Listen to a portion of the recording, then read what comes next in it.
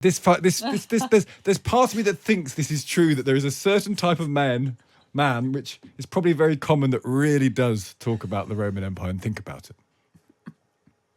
Well, you'll notice I've denied the challenge to talk about in Latin. I really don't think that Latin has anything to do with people thinking about the Roman Empire. Really, I think that the clip that you played, the sense that Rome is powerful, that it's terrifying, that it's exotic, but also that it is safely extinct, and I think that's the key thing.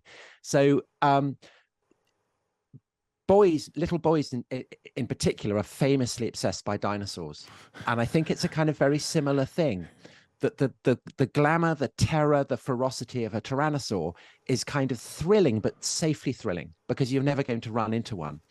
And likewise, the power, the potency of this terrifying empire. I mean, Julius Caesar, the most famous Roman of them all, probably, when he invaded Gaul, it was reported of him that he slaughtered 1 million Gauls, he enslaved another million. So those are near genocidal figures.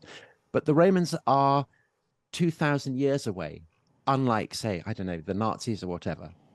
And so I think it provides sanction, not just for men. I mean, you know, the most famous classicist in this country is Mary Beard, a woman.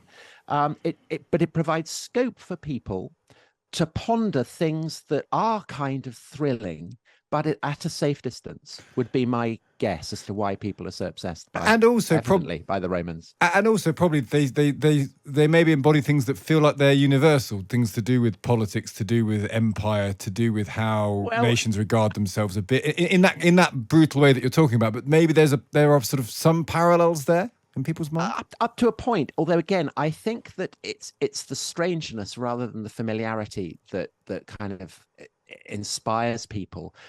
So I think that another aspect of it is that things that might seem familiar when you look at the history of Rome are simultaneously very, very strange. Yeah. And so it's a period of history that has the quality perhaps of very powerful science fiction, where the strangeness and the familiarity kind of feed off one another to generate all kinds of reverberations in the mind. And it may be that it may be telling that this kind of broke in the United States, because of course the American Republic was founded in conscious emulation of the Roman Republic. And I think that shadow, the Roman Republic collapsed. Julius Caesar, the conqueror of Gaul, then embarked on a civil war, and an autocracy was planted on the rubbles of what had previously been a republican system.